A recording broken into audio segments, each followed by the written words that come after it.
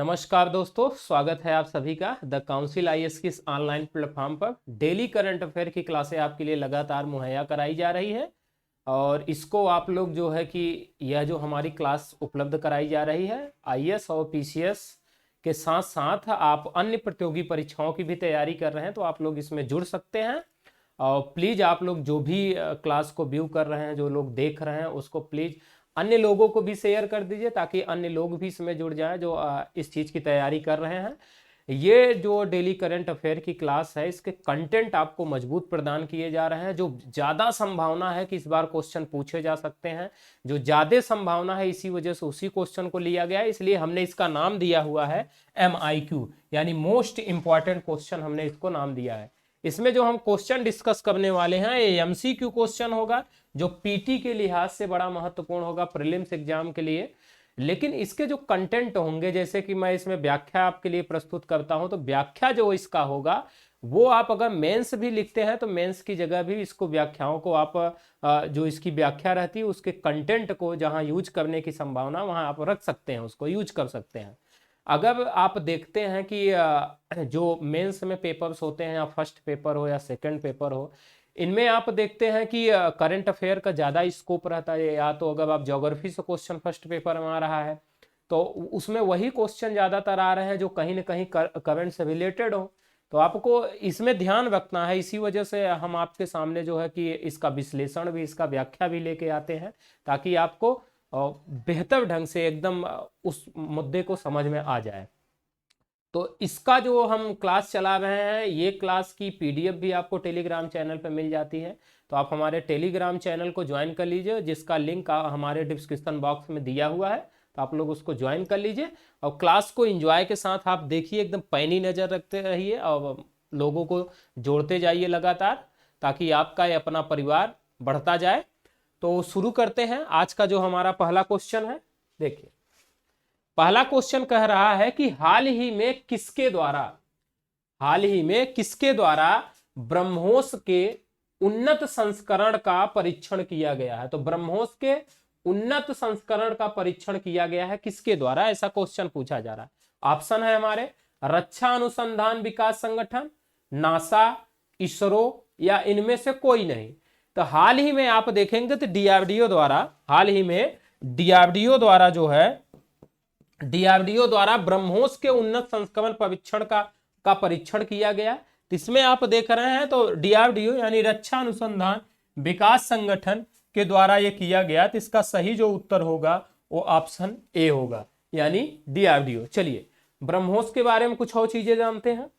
देखिए, 11 जनवरी 2022 को, तो ये सफल परीक्षण जो किया गया है 11 जनवरी को किया गया है। 11 जनवरी 2022 को रक्षा अनुसंधान विकास संगठन ने ब्रह्मोस के उन्नत संस्करण का परीक्षण किया। अब यह ब्रह्मोस जो है सुपरसोनिक क्रूज मिसाइल का समुद्र से समुद्र संस्करण है।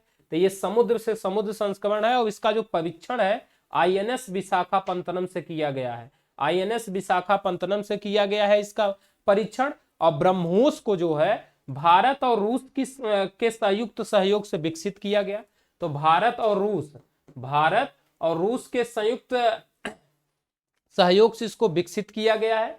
फिर अगर देखेंगे तो इसे हवा, समुद्र और जमीन से लॉन्च किया जा सकता है। ब्रह्मोस की लक्ष्य सीमा जो है वो 290 किलोमीटर है, यानी ये जो ब्रह्मोस है ये 290 किलोमीटर तक के रेंज को साध सकती है। और इसे हवा में, समुद्र में और जमीन में लॉन्च किया जा सकता है, यहां से लॉन्च किया जा सकता है। लेकिन ये जो INS विशाखापत्तनम है, यहां से इससे लॉन्च किया गया। तो ये कहां से, समुद्र से समुद्र संस्करण को इसको लॉन्च किया गया है। यानी अभी इसके संस्करण हवा के बचे हैं, जमीन के बचे हैं, ये भी लॉन्च की संभावना है कुछ चीजों का।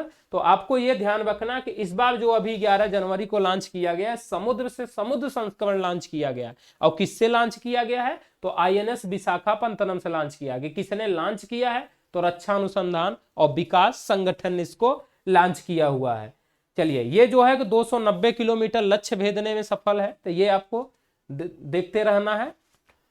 सेकंड क्वेश्चन, हमारा सेकंड क्वेश्चन कह रहा है कि हाल ही में चर्चित जेम्स वेब टेलीस्कोप, ध्यान से आपको देखना की पॉइंट क्वेश्चन में कहां से है। देखिए, कह रहा है कि हाल ही में चर्चित जेम्स वेब टेलीस्कोप के संदर्भ में निम्नलिखित कथनों पर विचार कीजिए। निम्नलिखित कथनों पर विचार कीजिए। पहला दिया हुआ है कि इसे नासा द्वारा लॉन्च किया गया है। दूसरा कथन दिया है कि इसे एरियन रॉकेट से लॉन्च किया गया है। दो कथन दिए हुए हैं। अब पूछा जा रहा है कि उपयुक्त में से कौन सा या से कथन सत्य है। सत्य कथन आपको पहचानना है। ऑप्शन क्या है? केवल एक, केवल दो, एक और दो, दोनों, ना तो एक और ना ही दो। तो ये जो जेम्स वेब टेलीस्कोप है इसको नासा द्वारा लॉन्च किया गया है। नासा द्वारा इसको एरियन रॉकेट से लॉन्च किया गया है। इसे एरियन रॉकेट से लॉन्च किया गया है नासा द्वारा। तो इसमें हमारे दोनों कथन जो है सत्य नजर आ रहे हैं। क्योंकि सत्य कथन ये पूछ रहा है तो इसका जो सही उत्तर होगा वो होगा सी, यानी एक और दो दोनों कथन हमारे क्या हैं? सत्य हैं। चलिए इसकी व्याख्या में देखते हैं कुछ और चीजें जेम्स वेब टेलीस्कोप के बारे में जानते हैं। देखिए, जेम्स वेब टेलीस्कोप को नासा ने क्रिसमस की पूर्व संध्या पर लॉन्च किया, यानी 25 दिसंबर को इसको लॉन्च किया गया है। ये ध्यान रखना आपको, 25 दिसंबर को लॉन्च किया गया, क्योंकि 25 दिसंबर को क्रिसमस दिवस मनाया जाता है। अब यह टेलीस्कोप हबल टेलीस्कोप की जगह लेगा। तो किसकी जगह ये ले रहा है? हबल टेलीस्कोप की जगह ले रहा है जेम्स वेब टेलीस्कोप। यानी अब जो है हबल टेलीस्कोप के स्थान पर जेम्स वेब टेलीस्कोप लाया गया है। और इसे नासा, कनाडाई अंतरिक्ष एजेंसी और यूरोपीय अंतरिक्ष एजेंसी द्वारा संयुक्त रूप से विकसित किया गया। तो किसके द्वारा विकसित किया गया है, किसके द्वारा लॉन्च किया गया है, ये सब भी आपको ध्यान रखना है। तो लॉन्च इसको नासा ने किया है, लेकिन ये विकसित जो हुआ है ये नासा, कनाडाई अंतरिक्ष एजेंसी और यूरोपीय अंतरिक्ष एजेंसी द्वारा संयुक्त रूप से इसको जो है कि विकसित किया गया है। अब इसे एरियन रॉकेट से लॉन्च किया गया है, जो आपके दूसरे कथन में दिया हुआ है। फिर अगर इसके बारे में कुछ अन्य चीजें देखें तो 13.7 अरब साल पहले बनी आकाश गंगाओं और तारों को स्कैन करने के लिए इस टेलीस्कोप को लॉन्च किया गया। तो किस लिए लॉन्च किया गया है? ये लॉन्च किया गया है आकाश गंगाओं और तारों को स्कैन करने के लिए। इसको स्कैन करने के लिए इसको लॉन्च किया गया। और जेम्स वेब टेलीस्कोप जो है वाह्य ग्रह और वायुमंडल का अध्ययन करेगा। इसके साथ साथ वाह्य ग्रह और वायुमंडल का ये अध्ययन करेगा। तो बढ़ते हैं नेक्स्ट क्वेश्चन की तरफ। हमारा जो थर्ड क्वेश्चन है ये कह रहा है कि हाल ही में किस राज्य ने, एकदम की पॉइंट को आपको पकड़ के चलना। देखिए क्या पूछ रहा है क्वेश्चन में, क्योंकि पढ़ने से अधिक ये भी जरूरी होता है कि आपको ये ध्यान हो कि पढ़ा कैसे जाएगा, और ध्यान रखना है कि कैसे चीजों को मैनेज करना है जो बेहतर ढंग से समझ में आ सके। क्वेश्चन को अच्छे से पढ़ना है, उसके बाद उसमें देखना कि ये पूछ क्या रहा है। कभी कभी आदमी हड़बड़ा के कुछ गलत चीजें करके आ जाता है, बाद में पता चलता है कि हमने क्वेश्चन को आते हुए गलत कर दिया। तो ऐसा नहीं करना, आपको ध्यान से देखना। देखिए कह रहा है कि हाल ही में किस राज्य ने Jagananna smart township website launch की है? किस राज्य ने इसको किया है? ऑप्शन है उत्तर प्रदेश, आंध्र प्रदेश, उत्तराखंड, तमिलनाडु। तो ये जगन्ना स्मार्ट टाउनशिप वेबसाइट जो है इसको हाल ही में आंध्र प्रदेश ने लॉन्च किया है। किसने? आंध्र प्रदेश ने लॉन्च किया है।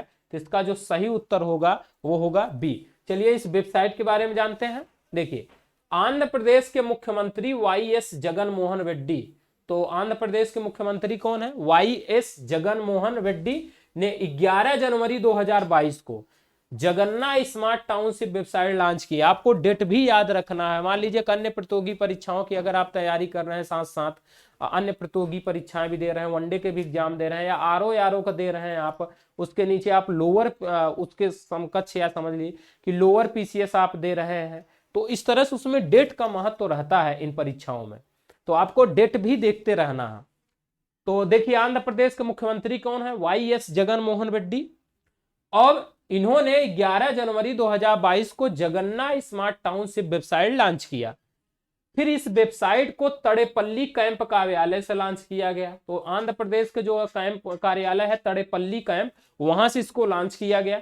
अब यह वेबसाइट जो है नागरिकों को अपना घर बनाने का सपना पूरा करने में मदद करेगी। जो नागरिक है अपना घर बनाना चाहते हैं उनके सपनों को साकार करने में यह मदद करेगी वेबसाइट।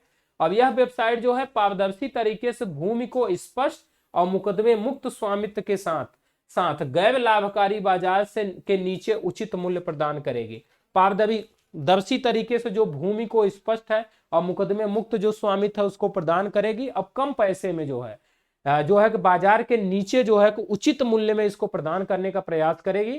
साथ साथ देखें कि आंध्र प्रदेश सरकार द्वारा जगन्नाथ स्मार्ट टाउनशिप की स्थापना की जा रही। जगन्नाथ जो है स्मार्ट टाउनशिप की स्थापना भी की जा रही है आंध्र प्रदेश सरकार द्वारा। इसका उद्देश्य है ताकि शहरी और ग्रामीण क्षेत्रों में मध्यम वर्गीय परिवार के घर बनाने का सपना पूरा हो सके। तो गांव में और जो शहरों में मध्यम वर्गीय परिवार है वो घर बनाने में अपना सपना पूरा कर सके। 18 लाख रुपए तक की वार्षिक आय वाले नागरिक इस टाउनशिप में भूखंडों के लिए आवेदन कर सकते हैं। इसमें वही पात्र हैं जो लोग 18 लाख रुपए तक की वार्षिक आय कमा रहे हैं। 18 लाख रुपए वार्षिक आय, तो वो है कमाने वाले नागरिक इस टाउनशिप के भूखंडों के लिए आवेदन के पात्र होंगे। ये आपको अन्य तथ्य ध्यान रखना है। चलिए बढ़ते हैं नेक्स्ट क्वेश्चन, जो हमारा 4 नंबर क्वेश्चन है। ये कह रहा है कि हाल ही में संयुक्त राष्ट्र ने किस देश के लिए सबसे बड़ी देश विशिष्ट अपील, कंट्री स्पेसिफिक अपील शुरू की है? तो किसके लिए ये शुरू की है, यानी संयुक्त राष्ट्र संघ ने किस देश के लिए? तो आपको 3 की पॉइंट देखना है, संयुक्त राष्ट्र, फिर किस देश के लिए और सबसे बड़ी देश विशिष्ट अपील, ये देखना है। तो संयुक्त राष्ट्र ने किस देश के लिए इसको लॉन्च किया है या शुरू किया है? तो ऑप्शन है पाकिस्तान, श्रीलंका, अफगानिस्तान या चिली। तो हाल ही में जो है संयुक्त राष्ट्र संघ ने अफगानिस्तान के लिए सबसे बड़ी देश विशिष्ट अपील की घोषणा की है या शुरुआत की है उसका। तो इसका जो सही उत्तर होगा वो होगा सी। चलिए देखते हैं इसके बारे में कुछ और। संयुक्त राष्ट्र ने अफगानिस्तान के लिए सबसे बड़ी देश विशिष्ट अपील शुरू की है और अफगानिस्तान में बैंकिंग प्रणाली को पुनर्जीवित करने के लिए पाकिस्तान द्वारा अंतरराष्ट्रीय संगठन काम आह्वान करने के बाद यह अपील शुरू की गई है। ठीक, और यह $5 बिलियन की अपील है। कितने बिलियन डॉलर की है ये ध्यान रखना है आपको, $5 बिलियन की अपील है। और यानी संयुक्त राष्ट्र के सदस्य देशों के मुताबिक अफगानिस्तान को बचाने के लिए $5 अरब की जरूरत है। अफगानिस्तान में लगातार समस्याएं देखने को आपको मिल रही होगी कि जिस तरह से तालिबान ने कब्जा किया, वहां पे बहुत सारी प्रॉब्लम वहां पे आ चुकी हैं। तो संयुक्त राष्ट्र संघ ने कहा है कि अफगानिस्तान को किसी तरह से बचाने के लिए 5 अरब की जरूरत है वहां पे। अब अफगानिस्तान दुनिया में सबसे खराब मानवीय संकट का सामना कर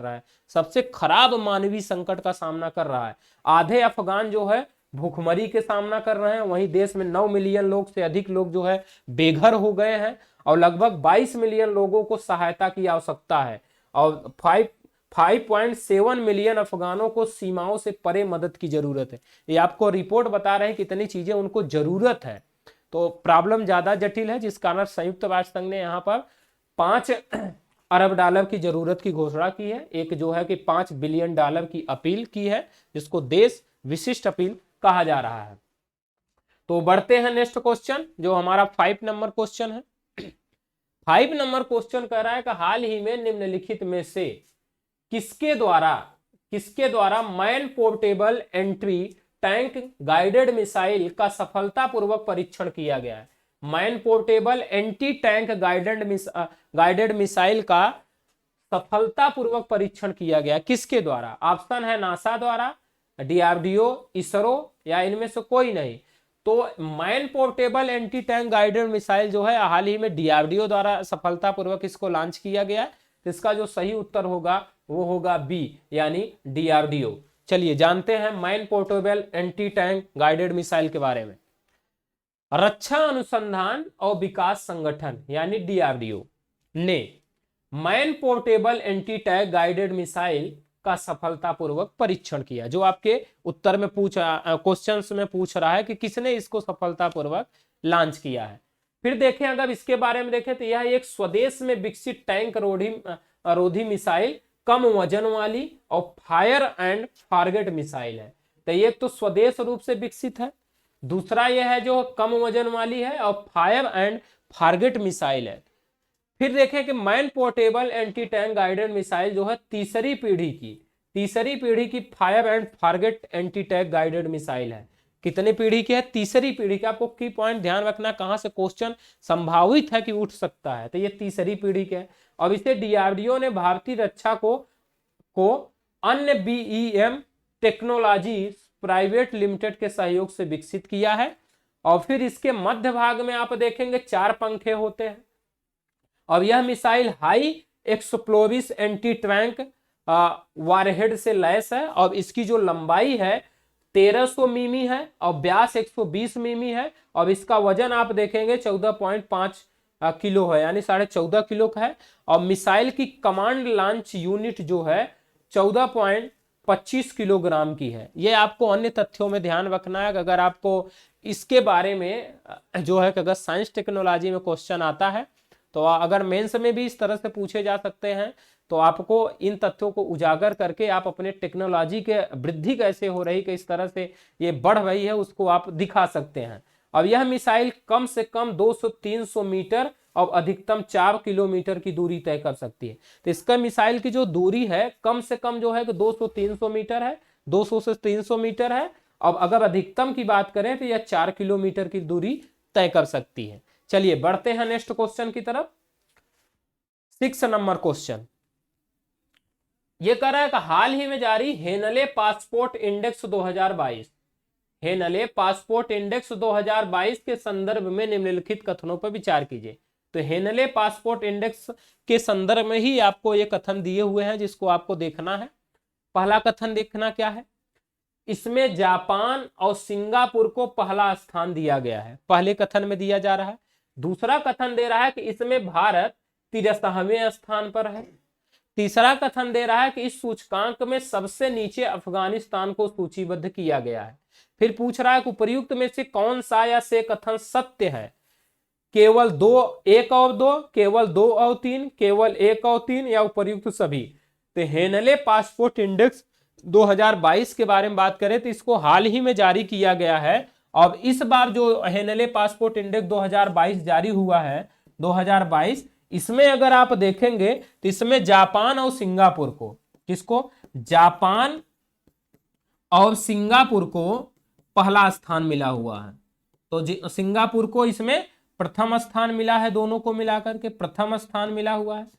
वहीं इस सूची में अगर आप देखेंगे तो जो है कि अफगानिस्तान को सबसे निचला स्थान दिया गया, अफगानिस्तान को सबसे निचला स्थान दिया गया। अब इसमें जो है कि 199 देशों को 199 देशों के पासपोर्ट को रैंकिंग दिया गया है। तो 199 में से जापान और सिंगापुर पहले स्थान पर, वहीं अंतिम स्थान से अफगानिस्तान है।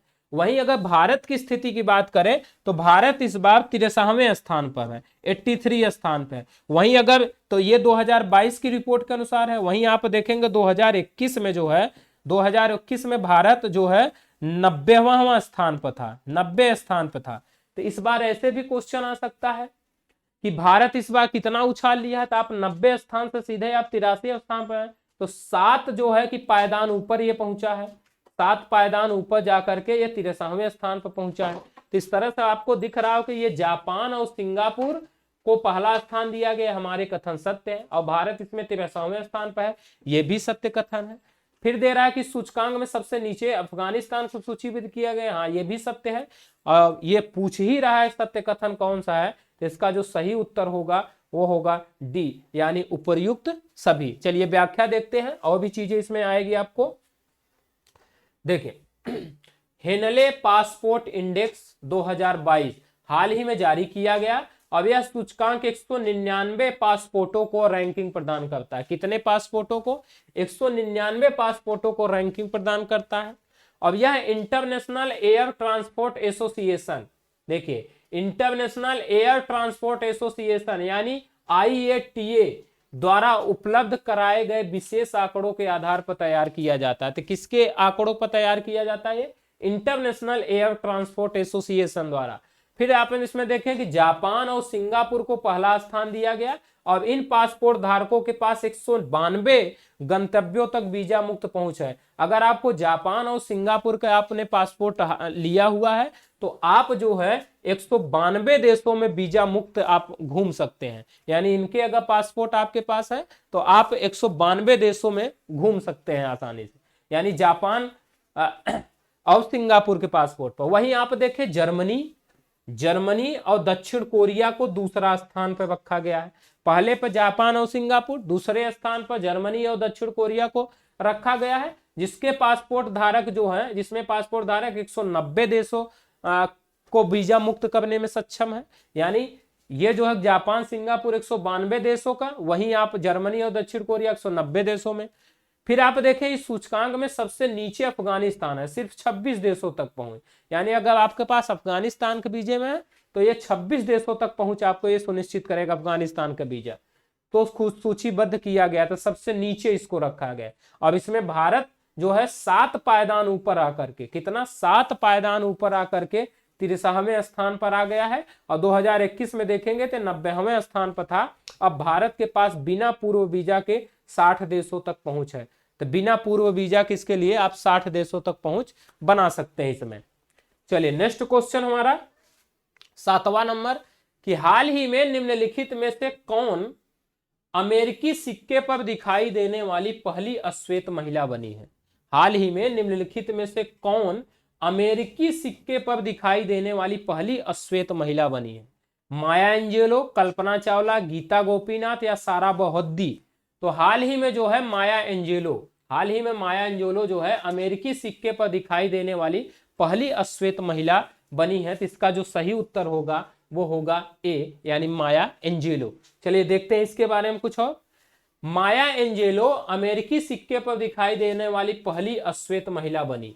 अब यह एक जो माया एंजेलो है वह एक अफ्रीकी अमेरिकी है और 2014 में 86 वर्ष की आयु में इनका निधन हुआ था। तो 2014 में इनका माया एंजेलो का निधन हो गया था 86 वर्ष की उम्र में। अब उन्होंने 7 आत्मकथाएं, कविता की कई किताबें और निबंध की कई किताबें लिखी हुई हैं। तो आपको एक लेखक ये दिख रही है माया एंजेलो, 7 आत्मकथा इन्होंने लिखा है और कविता की कई किताबें लिखी है। फिर निबंध पर इन्होंने 3 किताबें लिखी हैं। अब अमेरिकी महिला क्वार्टर कार्यक्रम के एक भाग के रूप में अमेरिकी टकसाल द्वारा यह सिक्का जारी किया गया है। तो अमेरिकी टकसाल द्वारा यह सिक्का जारी किया गया है और सिक्के के एक तरफ आप देखेंगे तो माया और दूसरी तरफ अमेरिका के पहले राष्ट्रपति जॉर्ज वाशिंगटन है। तो इस सिक्के पर एक तरफ माया का फोटो लगी हुई है, दूसरी तरफ राष्ट्रपति जॉर्ज वाशिंगटन का फोटो लगा हुआ है और सिक्के में माया को बाज के साथ दिखाया गया। यह भी ध्यान आपको रखना है, सिक्कों में माया को बाज के साथ दिखाया गया है। फिर 20 सिक्कों की ढलाई के लिए अमेरिकी महिला क्वार्टर कार्यक्रम शुरू किया गया था। ये जो अमेरिकी महिला क्वार्टर कार्यक्रम के दौरान इसको जारी किया गया है। तो ये जो अमेरिकी महिला क्वार्टर कार्यक्रम है इसको 20 सिक्कों की ढलाई के लिए जो है शुरू किया गया था। अब यह सिक्का जो है ऐतिहासिक योगदान का सम्मान करने के लिए है। इसमें नागरिक अधिकार, महिला मताधिकार, उन्मूलन, मानविकी, सरकार, विज्ञान और कला शामिल है। ये चीज इसमें शामिल है। फिर देखिए माया के अलावा इस कार्यक्रम में विल्मा मैनकिलर और सैली राइड भी शामिल है। और सैली जो है अंतरिक्ष की यात्रा करने वाली पहली महिला थी। तो इनके अलावा भी विल्मा मैनकिलर और सैली राइड भी शामिल है। और सैली के बारे में बात करें तो ये सैली अंतरिक्ष की यात्रा करने वाली पहली महिला थी। ये आपको अन्य तथ्यों को ध्यान में रखना है। चलिए बढ़ते हैं नेक्स्ट क्वेश्चन, 8वां नंबर जो हमारा क्वेश्चन है, हाल ही में किस संस्था द्वारा वैश्विक जोखिम रिपोर्ट 2022 हाल ही में किस संस्था द्वारा वैश्विक जोखिम रिपोर्ट 2022 जारी की गई है? विश्व बैंक, अंतरराष्ट्रीय मुद्रा कोष, नीति आयोग या विश्व आर्थिक फोरम? तो ये वैश्विक जोखिम रिपोर्ट 2022 जो है ये विश्व आर्थिक फोरम द्वारा जारी किया गया। तो इसका जो सही उत्तर होगा वो होगा डी। देखिए विश्व आर्थिक फोरम ने हाल ही में वैश्विक जोखिम रिपोर्ट 2022 ग्लोबल रिस्क रिपोर्ट 2022 जारी किया। अब इसके अनुसार साइबर सुरक्षा, महामारी, जलवायु परिवर्तन और अंतरिक्ष प्रगति वैश्विक अर्थव्यवस्था के लिए उभरते जोखिम, यानी अंतरिक्ष प्रगति वैश्विक अर्थव्यवस्था के लिए उभरते जोखिम, ये सब शामिल है। और फिर देखेंगे वैश्विक अगर अर्थव्यवस्था की बात करें तो वैश्विक अर्थव्यवस्था 2024 तक 2.3% तक सिकुड़ सकती है, ऐसा ये रिपोर्ट बता रही है। यानी वैश्विक जोखिम रिपोर्ट जो है इन क्षेत्रों पर जारी किया गया, जैसे साइबर सुरक्षा है, महामारी है, जलवायु परिवर्तन, फिर अंतरिक्ष प्रगति, वैश्विक अर्थव्यवस्था के लिए उभरते जोखिम, इस पे है। तो वैश्विक अर्थव्यवस्था में आप देखेंगे 2024 तक 2.3% तक सिकुड़ सकती है, ऐसा बोला जा रहा है। फिर वहीं देखेंगे कि रिपोर्ट के अनुसार जहां महामारी के दौरान ऑनलाइन प्लेटफॉर्म काफी बढ़ गए हैं, तो ऑनलाइन प्लेटफॉर्म काफी बढ़े हैं, लेकिन वहीं साइबर खतरे भी बेकाबू दरों से बढ़ रहे हैं, साइबर खतरे भी बढ़ रहे हैं, साइबर को भी बात कर रहा है। अब इस रिपोर्ट में विश्व के देशों द्वारा जलवायु क्रियाओं को अव्यवस्थित कहा गया है। तो विश्व के देशों द्वारा वहीं जलवायु क्रिया को देखेंगे, यानी जलवायु परिवर्तन संबंधित, इसमें अव्यवस्थित इसको कहा गया है। और रॉकेट लॉन्चिंग प्रौद्योगिकियों की लागत अगर आप देखेंगे तो ये गिर रही है, ऐसा ये रिपोर्ट बता रही है। चलिए बढ़ते हैं नेक्स्ट क्वेश्चन। 9 नंबर क्वेश्चन है कि हाल ही में किसे इसरो का नया चेयरमैन नियुक्त किया गया है। हाल ही में किसे इसरो का नया चेयरमैन नियुक्त किया गया है।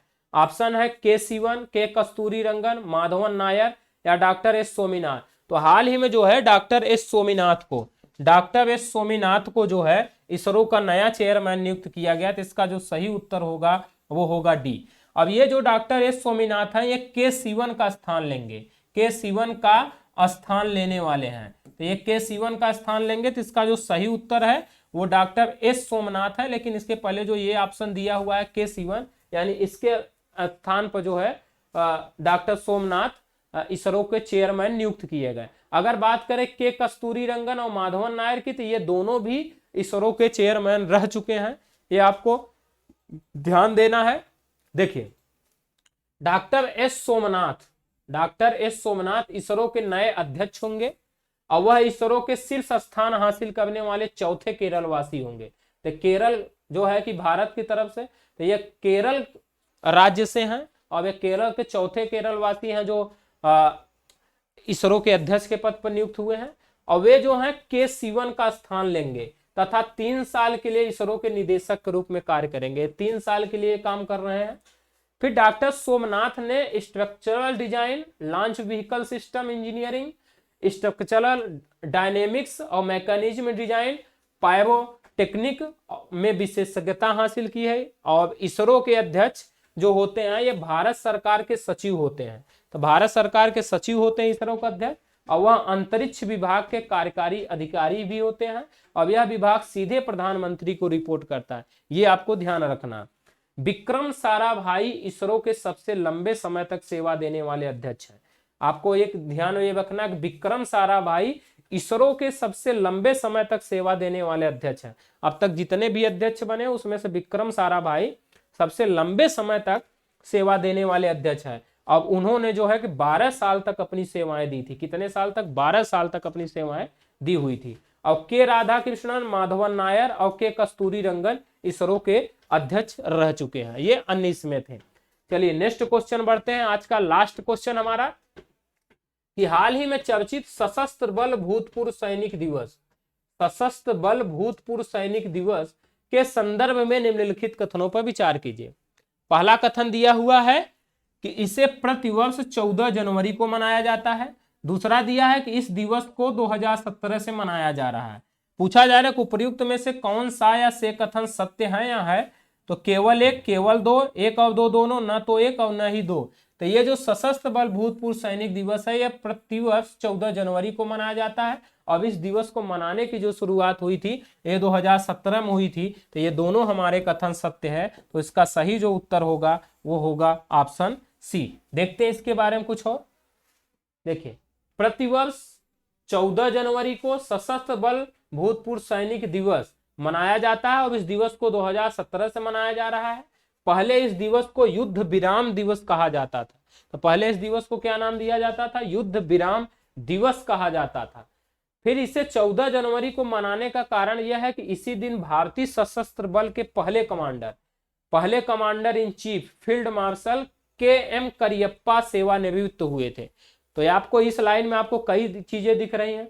पूछा भी ये जा सकता है कि भारतीय सशस्त्र बल के पहले कमांडर इन चीफ कौन थे, तो यह ध्यान रखना है के.एम. करियप्पा थे। तो ये जिस दिन सेवानिवृत्त हुए थे 14 जनवरी के दिन, तो उस दिन को ये जो है सशस्त्र बल भूतपूर्व सैनिक दिवस मनाया जाता है। Field marshal KC. करियप्पा ने जो है 15 जनवरी 1949 का 15 जनवरी 1949 को जनरल सर फ्रांसिस बूचर यानी भारत के अंतिम ब्रिटिश कमांडर इन चीफ से भारतीय सेना के पहले कमांडर इन चीफ का कार्यभार ग्रहण किया था, इसलिए 15 जनवरी को थल सेना दिवस मनाया जाता है। अब ध्यान यहां आपको यह रखना है कि जिस दिन इन्होंने जो भारत के अंतिम ब्रिटिश कमांडर इन चीफ थे फ्रांसिस बूचर, उनसे जब इन्होंने पद लिया था तो वो पद लिया है इन्होंने 15 जनवरी को, 15 जनवरी 1949 को। तो ये 15 जनवरी को जिस दिन लिए थे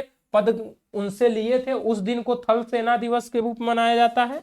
और जब इन्होंने सेवानिवृत्त किया था 14 जनवरी को, 14 जनवरी के दिन, तब इसको जो है सशस्त्र बल भूतपूर्व सैनिक दिवस के रूप में मनाया जाता है। अब यह भी पूछा जा सकता है कि भारत के अंतिम ब्रिटिश कमांडर इन चीफ कौन थे, तो फ्रांसिस बूचर, ये ध्यान रखना है। इसी तरह से आप प्लीज वीडियो को शेयर भी कर दें, लाइक करें, आप कमेंट करें कैसी क्लासें लग रही हैं आपके लिए, और इसी तरह आप बने रहिए लगातार, आप सफल हो, इसी शुभकामनाओं के साथ। Thank you.